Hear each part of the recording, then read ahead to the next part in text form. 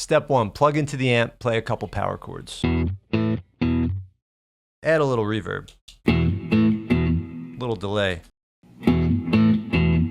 Let's go bridge pickup.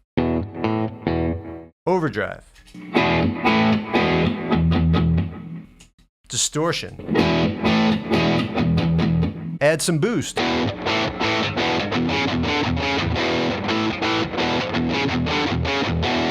Hey everybody, Gary here with Guitar Tricks, and in this video I want to share with you just a few tips on dialing in a good rock tone. Before we get into the lesson, please go ahead and click subscribe so that you get all of the latest and greatest content from Guitar Tricks, and if you want to be notified of any new lesson, be sure to also tap the bell and leave a comment and let us know what future lessons you'd like to see on the channel. That's where we're always looking. All right, let's get into it. So a lot of people just plug in their guitar and don't think twice about the tone. Do I add treble? Do I add bass? Do I add mids? What effects do I need? Should I put reverb, delay? What's gonna give me the right tone? And with a lot of software out there and a lot of these modeling amps, you could just kind of get everything pre-made for you. But if you're more old school and you've got a pedal board, or you're trying to build a pedal board, figure out what you need, I just wanna talk about the essentials of a good rock tone. So let's start with just a clean tone, right? Here's a totally clean, no effects, no reverb or anything. And I'm in the middle position. So this is important too, what pickup. So on this guitar, I've got a P90 in a humbucker casing in the bridge position. And then I've got a Jazzmaster pickup in the neck. So there's a few important things here. First of all, if you have single coil pickups, when you add a lot of distortion, they could get very noisy depending on the room you're in. They pick up what's called 60 cycle hum. So a lot of rock players, one of the main reasons they prefer humbuckers is because it gets rid of the hum. There's a cancellation of the phasing between the, the two coils within the humbucker that gets rid of the hum. So that's one thing to consider. If you're playing very heavy music with a lot of distortion, you should probably get humbuckers because they will get rid of the hum. So then the question is, all right, so middle position. Middle position on a guitar with two single coils is often hum canceling. So in this case, I achieve the same effect as a humbucker. I don't know if you could hear, but if I go to the neck, there's a little bit of hum. Middle, it goes away, and then bridge, a little bit of hum. That's one thing to consider is humbuckers versus single coils. If you're playing just light overdrive, you could get away with single coils. If you're gonna go heavy distortion, you're gonna want a humbucker. All right, so then the next thing is overdrive. So in order to play rock, rock is associated with overdrive and distortion. So on my pedal board, I have one pedal that does both overdrive and distortion. So here's an example of me just adding a little overdrive. So here's like a D power chord. Totally clean. Now if I add overdrive,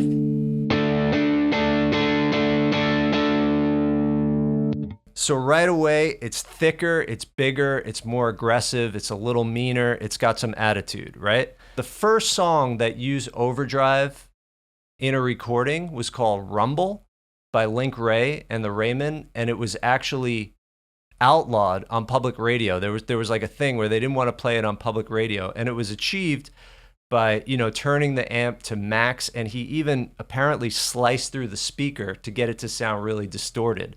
So they thought it might incite violence, right? So there's a certain aggression that comes with that overdrive sound.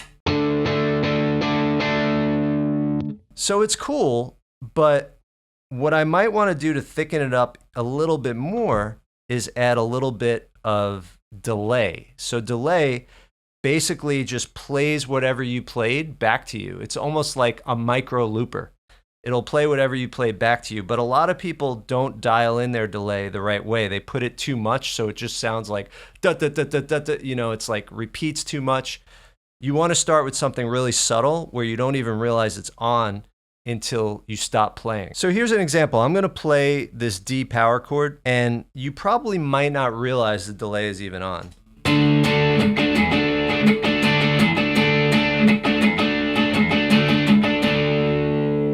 But watch this. Right? So it's thickening it up without even necessarily you realizing it. So here's an example. I'll turn it off, play the D power chord. And now with the delay on.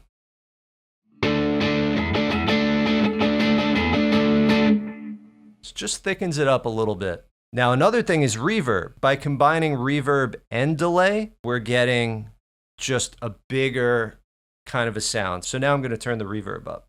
Here's the clean tone again. Now with reverb.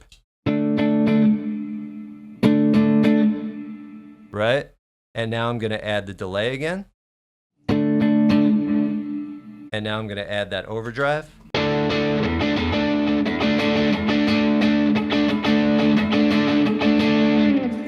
Okay, so now I feel like my tone is good, but I want it to be a little more focused. By adding the delay and the reverb, it's getting a little mushy. So one way I could get it more focused is move to the bridge pickup. So now I go to the bridge pickup. It's going to be a little more snarly.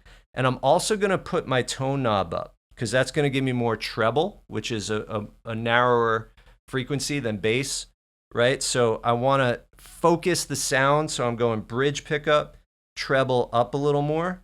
Here's the overdrive, delay, and reverb.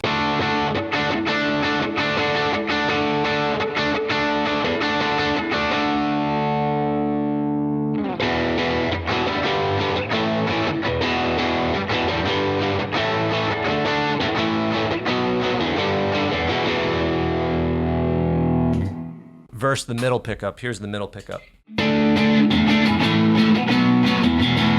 Right? The bridge sounds a lot better to me. It's much more rocky, much more focused, more snarly. Also, P90s are more aggressive sounding than typical Fender single coils. This guitar isn't like, it's a little different. It's rare to find a P90 in a production guitar. This is an aftermarket pickup by Seymour Duncan called the Fat Cat. It's the size of a humbucker, but it's wound like a P90. That could definitely get me by, but that's just overdrive. It's not that powerful. Now we're gonna go into more in the distortion territory, which is gonna be more saturated, more gain, just more fuzzy. Let's check it out.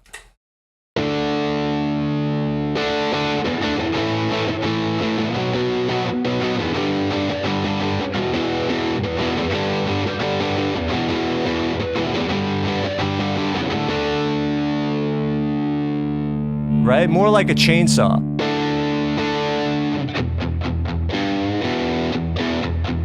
When I get that sound, I want a palm mute too. That's the other thing. I do the palm mute test. So with good distortion, on the bridge pickup, you want to test out your palm muting sound, like with an open E string. That's pretty good.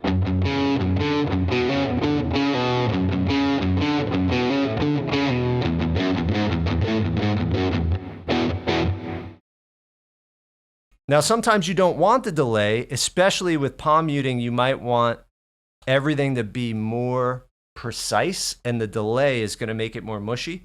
So now I'm going to take off the reverb and the delay and do some palm muting. See how much more.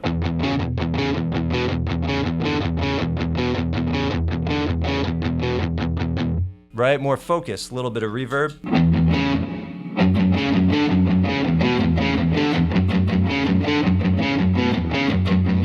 I like it with a little bit of reverb, but the delay, I don't know, kind of throws it off a little bit.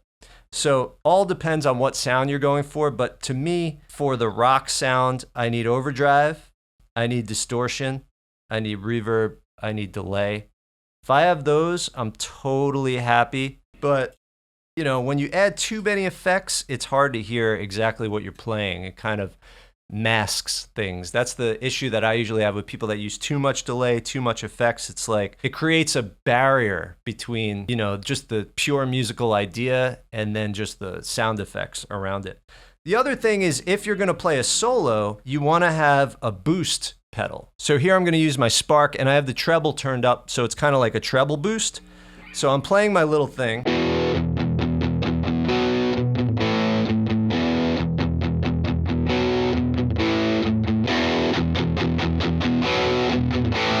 You see how it got brighter, it got a little snarlier, it got a little louder. So here it is without the boost.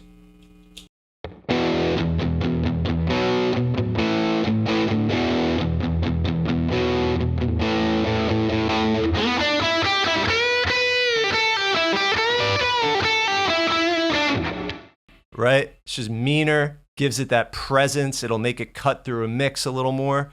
So although I said distortion, reverb, and delay are the essentials, if you're also going to play lead, then you have to have something to bring you up in the mix at that moment, or you're relying on a really active sound guy to just turn you up because he knows in that moment he wants to hear you. So you want to have control over what they call gain stages, right? So when you hear people talk about gain stages, that's really the thing, having levels of gain and levels of volume, which could kind of be the same thing. So there's that overdrive, there's that distortion. So those are two levels of gain, and then the boost is just gonna lift everything up.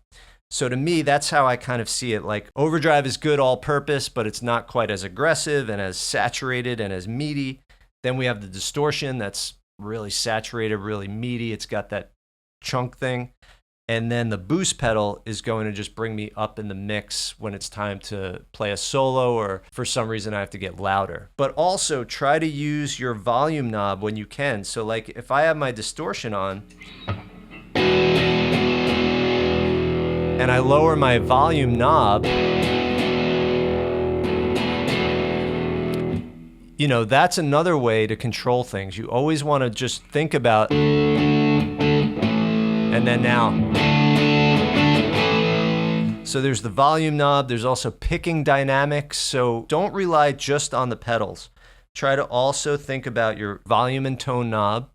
Do you want to be less trebly, more trebly? Do you want to get softer? Do you want to get louder? And also your picking attack. So let's say that the whole song, I've got this kind of D power chord to A power chord to B power chord to G power chord. What I might do is just put the volume at like 75% and pick a little softer during the verse. Then it's time for the chorus. Volume at 100%, a little harder.